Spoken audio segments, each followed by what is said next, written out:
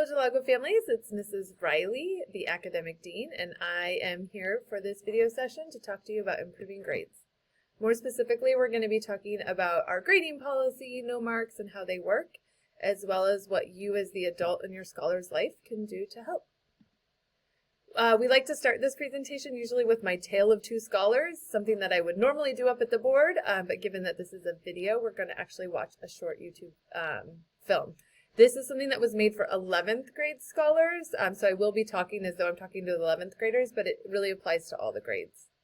It's time for my tale of two scholars. So, do we remember? We had our two friends.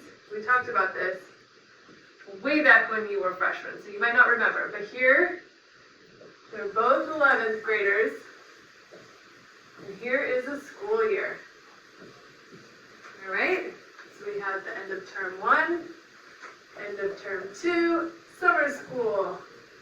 Term 1, term 2, summer school. All right, they're both excited to start the year.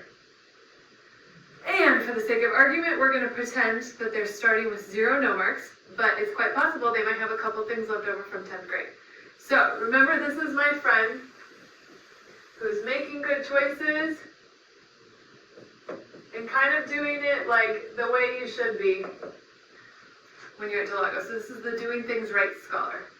So here we are in 11th grade. We've got competencies in Spanish class. So here they are, our little competencies. So first one, they get a B. Second one, maybe they forgot a piece, so they get a no mark. Then they get an A, and then a C, and then a no mark.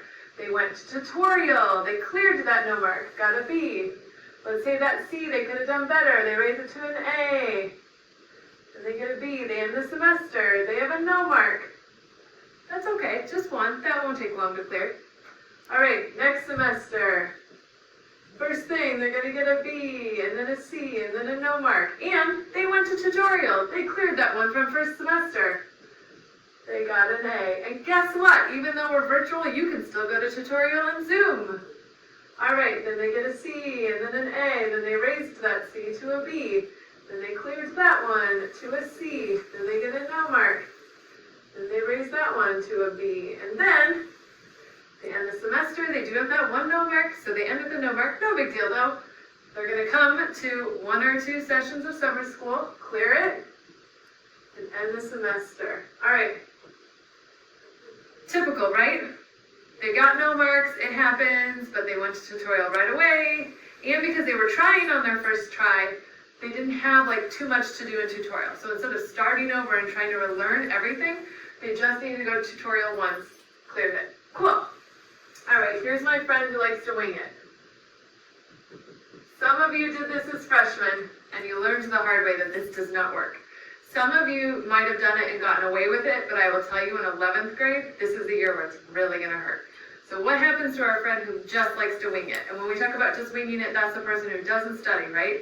Doesn't do the classwork, doesn't do the homework, because it doesn't count to their grade, not realizing that that's when you're not ready for the competencies and you're less likely to pass them.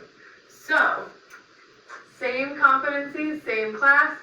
When you just wing it and you don't put in your best effort, you get no mark, C, no mark, no mark, no mark, C. Whew, not so good.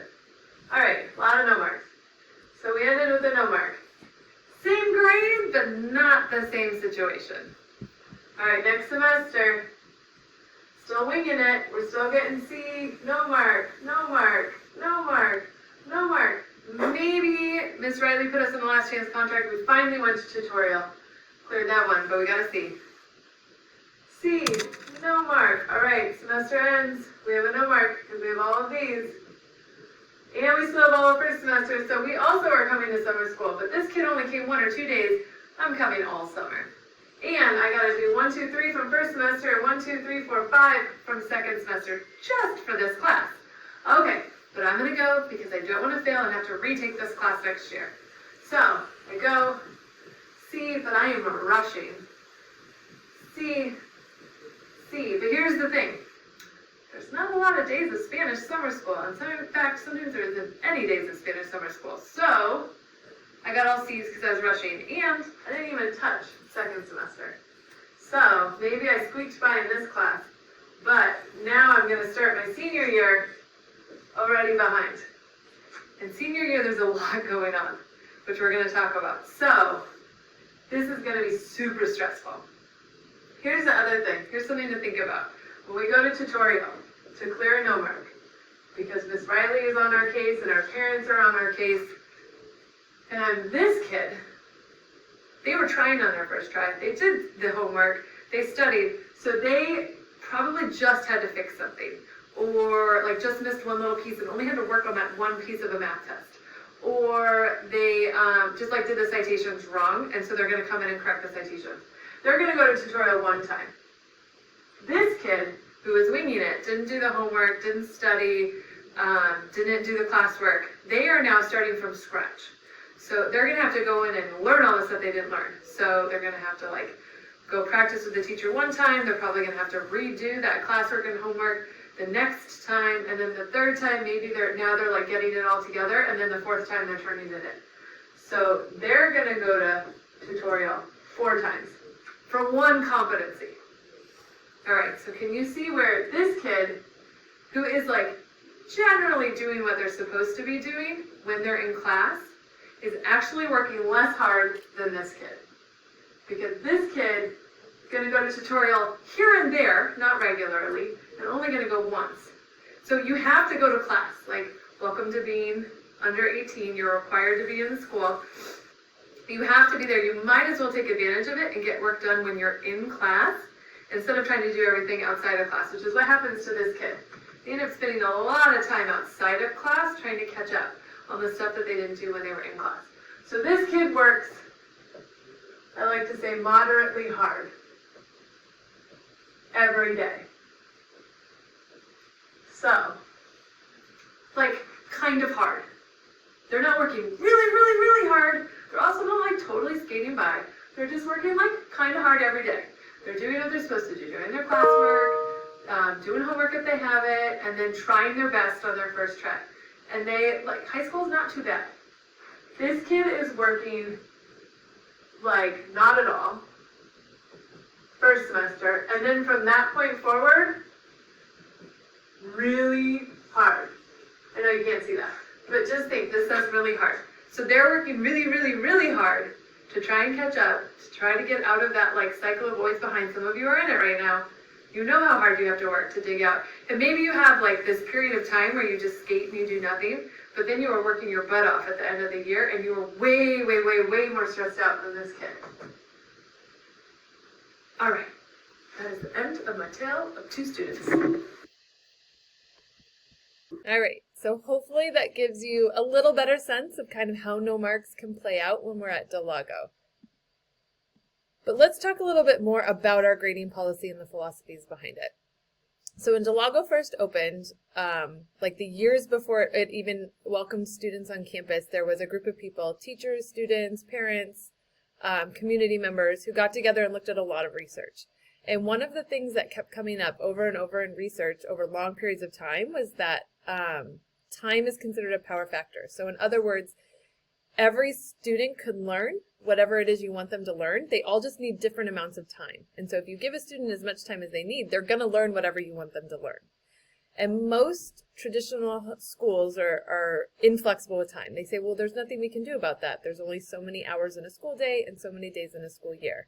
And what Delago has done with our Never Too Late to Learn pillar is we have found a way to be flexible with time. So we have additional time after school every day with tutorial, sometimes on the weekends with Saturday school. And then we also allow them those 2 additional terms after the semester ends to keep working on the standards they haven't met. So what we have done is made learning the constant. Everyone will learn all of the standards, but we have made time the variable. Everyone is going to need a different amount of time, so we're going to let you take as much time as you need to get there. Another piece, or to sort of break it down a little more, so basically if they didn't get a competency on their first try, they just didn't get it yet.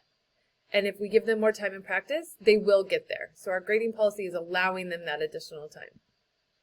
The other part of our grading policy is this idea of integrity of the grade. So oftentimes grades, there's a lot of other things that go into them, like behavior, how many times you tried, things like that, extra credit, which really have nothing to do with what you know at the end of the day. So we want our grades at Delago to be a true reflection of what the scholar knows or can do.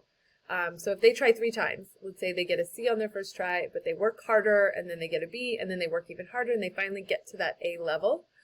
Their ability is at the A level, we're going to give them an A. Whereas a traditional school might have averaged those and given them a B. We're saying no.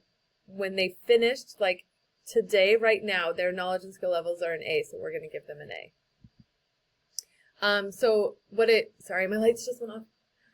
So what the policy actually says is that you have to complete each course with a C or better.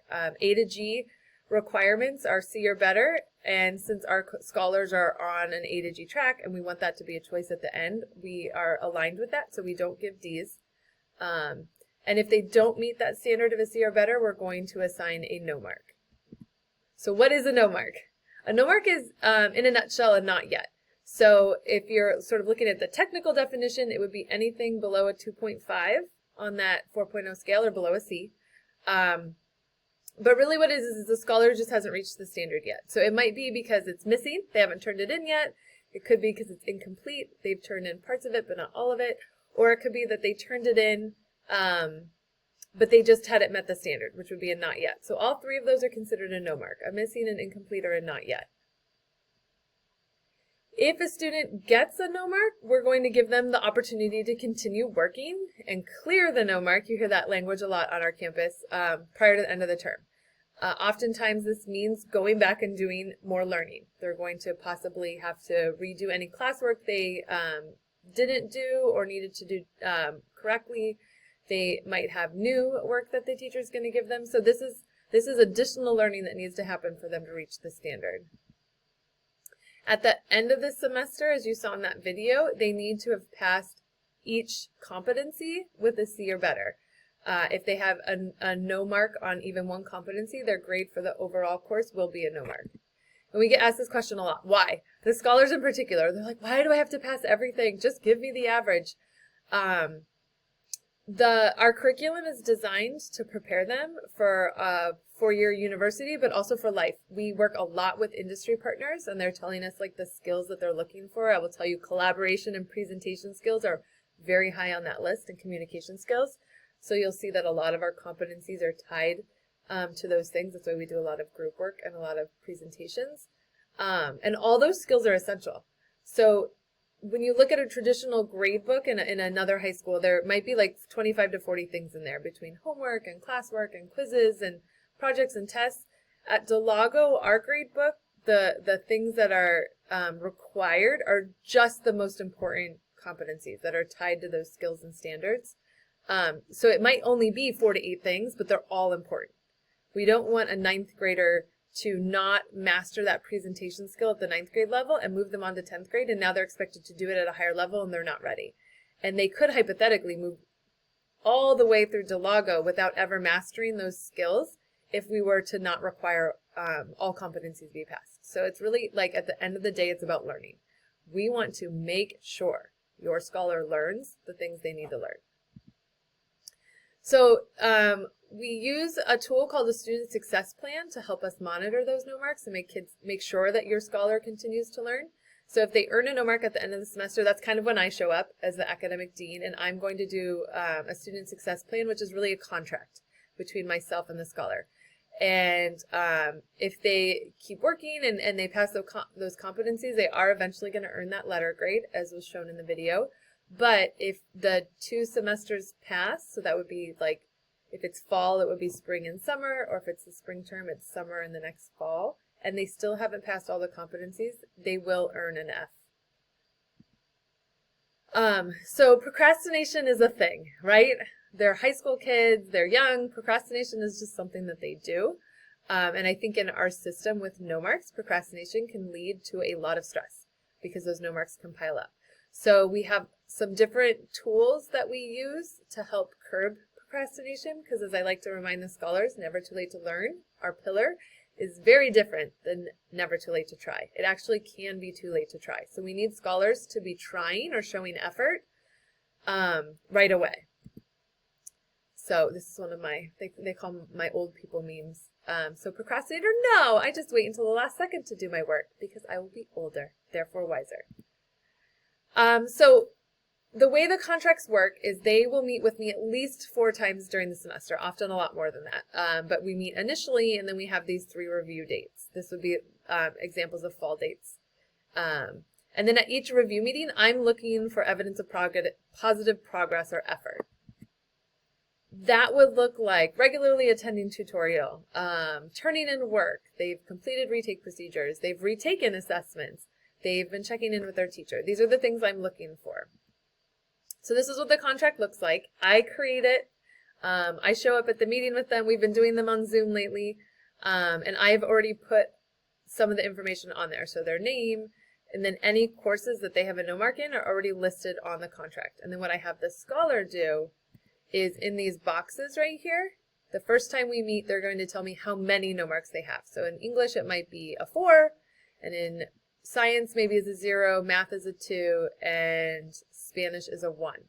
What I'm looking for the next time we meet, because I'm going to have them fill out this column, is that the numbers went down, because that would show progress. So if it went from a 3 to a 2, and in math it went from 2 to 1, and Spanish went from 1 to 0, I know that they're making progress. If the numbers stay the same, that's when we're going to have a conversation about what are you doing. Sometimes they stay the same because the scholar is trying, they just need more time. And sometimes they stay the same because they have not tried. In those cases, if they're not trying, if we've seen no evidence or very little evidence of effort, we might do what is called a last chance addendum.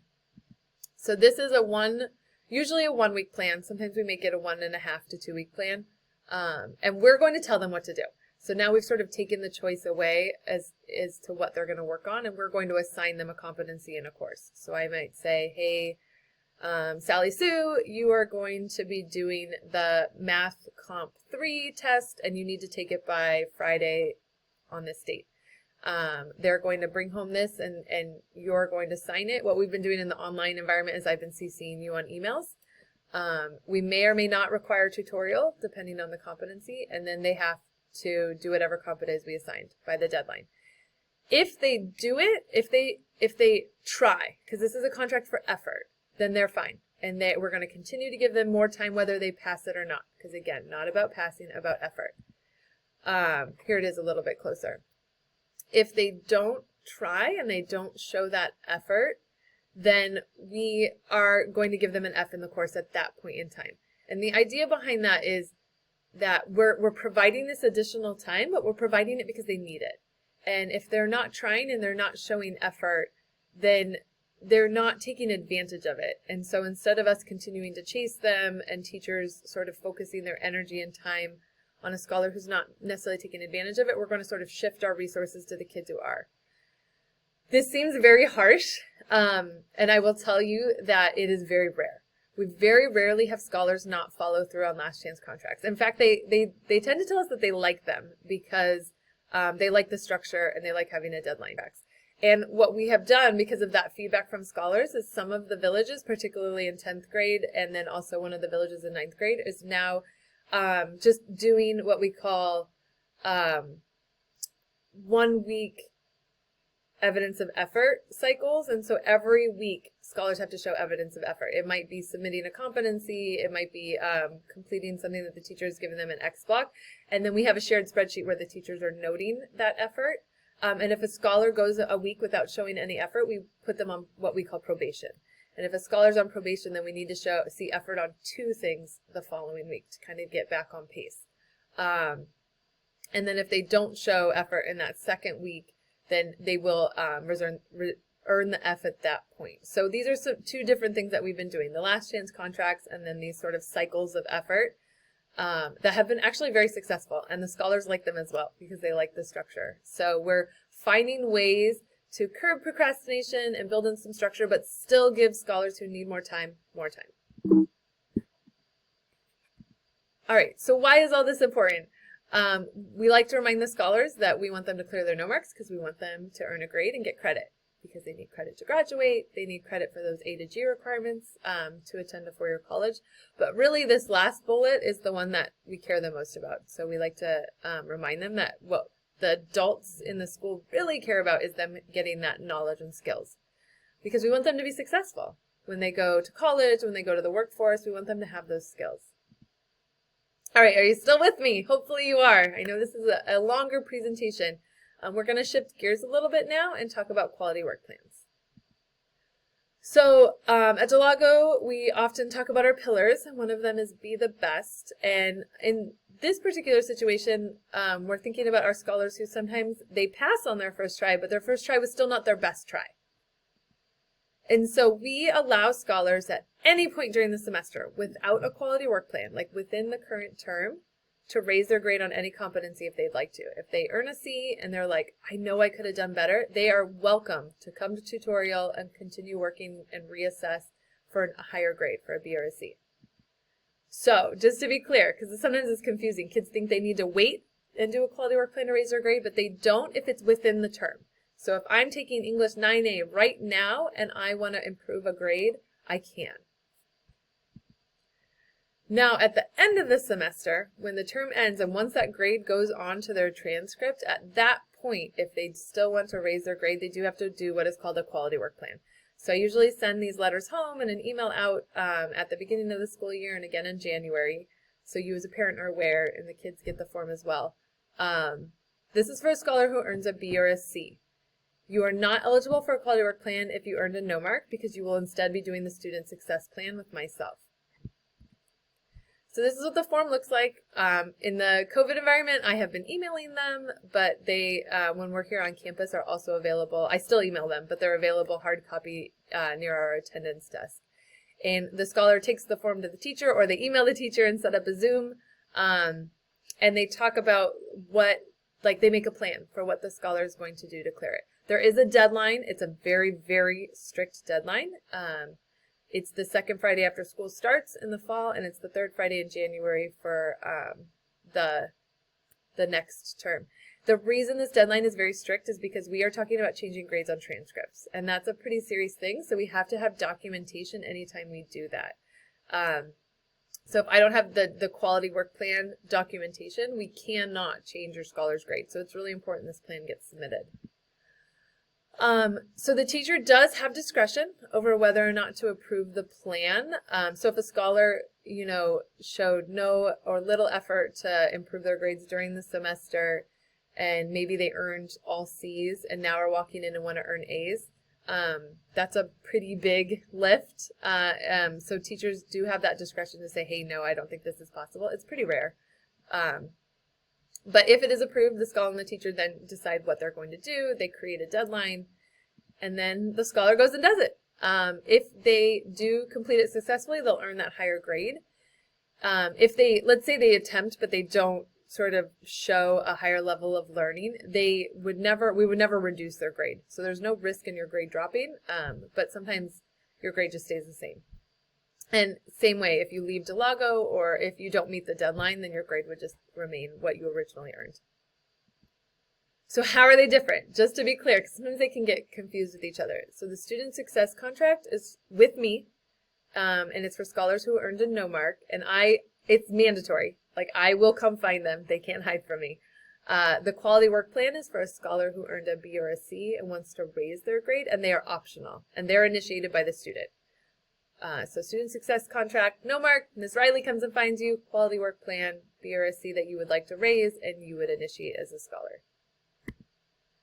All right, so let's shift gears. The second half of the presentation now is going to be about how you as the adult in your scholar's life can support them.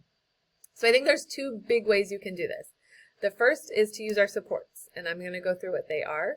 And then the second would be for you to coordinate some kind of weekly check-in with your scholar. So your scholar needs help with school. We have it before you go out and hire expensive tutors or go to a tutoring club. Really use our academic supports. We have tutorial, we have Saturday school, we have a testing center, we have peer tutors, and we have summer school, which I'm going to go over each now. So tutorial every day after school from 3:30 to 4:45, and scholars can go to any teacher. So if your scholar is saying, oh, well, my English teacher's not available today, they can go to the other English teacher. The curriculum is the same. Sometimes the way they assess is a little different, but the learning standards, what they're doing is the same. And this is really the best kind of help because they know the curriculum. The teachers know kind of what they're looking for. They know what's going on in the class better than maybe an outside tutor would. So this is really an excellent resource for you. Here's the schedule for this fall. So as you can see, for each grade, with the exception of Friday, we like to give them a day off. But Monday through Thursday, there is a class they could go to. So math, you can see, is available 3 days of the week. In science, we have 2 days, English 2 days, ENS 2 days, and that's a pretty common pattern throughout. So there isn't necessarily English support available every day, but there is a 9th grade class every day. So this is a good thing. I email it to the scholars. It is on our website. If you want to print it out, put it on your fridge. We are doing tutorial during COVID. It's on Zoom right now, and then as soon as we're back on campus, it will be in the teachers' classrooms. So tutorial is kind of like bread and butter. It's always available every day. It's consistent. Saturday school, I like to tell the kids, is like bonus dessert. It's not as predictable. We don't have it every weekend, and we don't necessarily, like for each grade level, we probably only have it 2 or 3 times the entire semester. We rotate the subjects, and what we do is if we're holding it that weekend, that particular teacher is going to send us a list of the scholars that they would like to work with, and you're going to get a phone call. And then we send a text reminder as well. If you get that phone call, we really strongly encourage you to try to rearrange your schedule so your scholar can attend, because that means that they have something that we'd like them to finish. We obviously understand that you guys make plans as families and it's not always possible, but if you get that phone call invitation, it would be really valuable for your scholar to attend. We also post it on the website and the calendar every Monday. So for the upcoming Saturday on Monday, we make sure we get it posted whether or not we're having it. And so if you ever didn't get a call or you're just curious and you don't see it on the website, you can also email me for the schedule. It is dependent on teacher volunteers. So this is them taking time out of their Saturday to help your scholars, which is part of the reason it's not as predictable as tutorial. Testing center. So we have, when we're here on campus, this is not something that's running during virtual learning, but as soon as we're back on campus, we have a testing center. And this allows your scholar to take a test whenever they want to. So instead of waiting for their teacher to be available to proctor it, and it allows teachers to then spend the time in tutorial helping kids instead of proctoring tests. We have it available every day of the week except for Monday. And what they would do is they coordinate with the teacher. I'm ready to take the test. Can you put it in the testing center? The teacher drops it off with Mr. Vargas, and then it's there waiting for them when they show up. It's every day after school, and then on Tuesdays and Thursdays we started a little earlier during X block if they have a longer test that they want to take.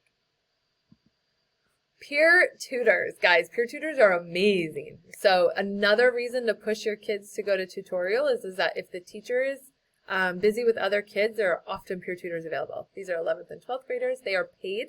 We have an interview process.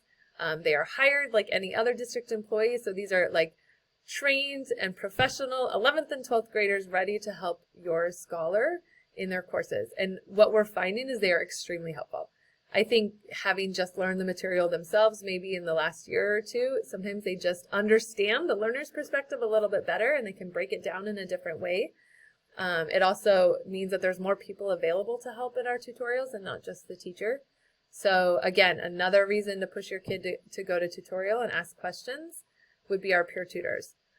We do at times assign peer tutors one-to-one with your scholar. So if they're showing that they need a little more support, we'll give them a one-to-one tutor. So just another resource. And then we have a lot of other supports. We have a bilingual assessment technician for our EL scholars. We have our special ed staff who supports our students on IEPs. We have our school counselors who are amazing. We have our school social worker. And then we do have lots of community resource connections. So through our parent liaison, through our counseling team that we can get you connected with. Summer school. So summer school is usually over the course of 4 to 5 weeks in the summer. This is the schedule from a couple of summers ago. This past summer we had to do it online, virtually. We're hoping that this next summer we don't. Summer school is not a traditional summer school, so you don't sign your kid up. They aren't retaking an entire course. They are coming and they're finishing no marks. It's sort of like Saturday school every day until they're done. And they, so you can see here, it's color coded. So the blue are English, the green are 10th grade, and the orange are 11th grade classes.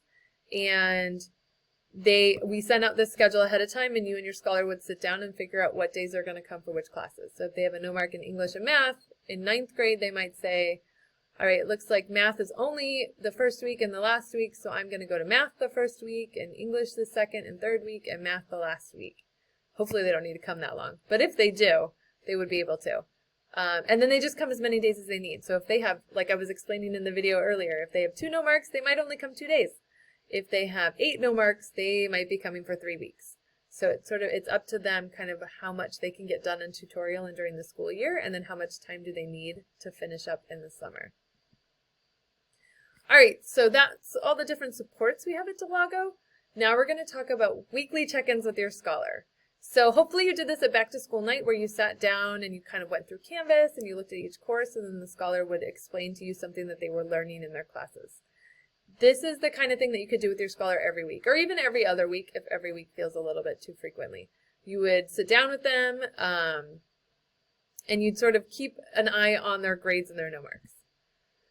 So everyone has a parent account now in Canvas, hopefully, an observer account. There goes my lights again. If you don't, like if you're not sure what it is or you haven't really figured out how to use it yet, I am the person to connect you with user guides. We have a workshop video on the website. I can let you know what your username and password is. So reach out to me if you need help getting into your parent account. You can also just have your scholar log into their account. That's another way to do this. And then you're going to ask them questions. So you're looking at their English class. Explain this competency to me. What did you have to do? You're seeing lots of check marks or X's for whether or not they're doing the formative work. So you might say, hey, what formative work did you do to prepare for this competency? And if you're seeing misses and X's, I would ask about those. Why didn't you do those? Why didn't you hand those in? Do you think maybe those could have helped you prepare? If they do have missing work or competencies they haven't passed, what's your plan for completing the work? And what's your plan to retake that no mark? I also would recommend making a list with your scholar, because everything's right there in Canvas, but sometimes like moving back and forth between those different pages can be a little overwhelming. And so what we often do with scholars is create lists with them of their no marks. So you could, on a sheet of paper, you could type it or handwrite it. You know, in English, I have these 2 things to do, math and these. And then what you would do each week when you're meeting with them is update the list together. So let's cross off the ones that you finished. Let's add the maybe new ones that you have. And like put that on the fridge, put that in their workspace, and sort of, you could also get to a point where like maybe you do that with your 9th grader, your 10th grader, and then by 11th and 12th grader, they're updating the list for you, and they're just showing you, and they're letting you know what their plans are. So it's like a check-in. It doesn't mean you have to do things for them. This is just about you having them communicate with you what they're going to do. All right, let's talk about homework. Because every year my 9th graders like to tell me, oh, well, Delago doesn't give homework. And parents of all grade levels like to tell us, well, my scholar says Delago doesn't give homework. All right, this is the face I like to give the kids. Are you serious? Let's talk about homework. So first off, if they have a no mark, they have homework. Any no mark is learning that they should be working on. So if you see no marks in Canvas, that is work they should be doing at home. But let's talk about homework. So again, we like research. We like to look at it and read it and allow it to guide our practices. And research has been pretty consistent over the last like 10, 15 years in that homework in and of itself does not improve student learning. So giving homework to give homework, giving busy work is not going to improve your scholar's learning. So we don't give a lot of busy work. But that doesn't mean that learning never extends beyond class time. That doesn't mean your scholar doesn't have work to do at home. So to give you some examples, scholars read books. They're going to read books in humanities class, sometimes in the other classes, and we don't read the books in class. So they should be reading at home every night a little bit. Math is one class where research does say practice helps. So it is like the one class where homework is a good thing. And so our teachers are going to assign practice problems or pacing problems, not necessarily every night, but a lot of nights. So they're going to read their book and then they're going to do a few math problems. Not a lot, but a few. When they get to Spanish, they need to practice their Spanish. Even our Spanish speakers, they're going to be learning a lot of new vocabulary, and they need to be practicing Spanish at home when they're an 11th grader. So that's just like sort of regular work. Reading, a little math, and a little Spanish. Also, classwork. If they don't finish their classwork during class time, they should finish it at home. So these are kind of the things when your scholar says, I don't have homework, you can ask them, well, what are you guys reading right now? Do you need to catch up on the reading? Did you do a few math problems? Check the pacing guide for the math problems.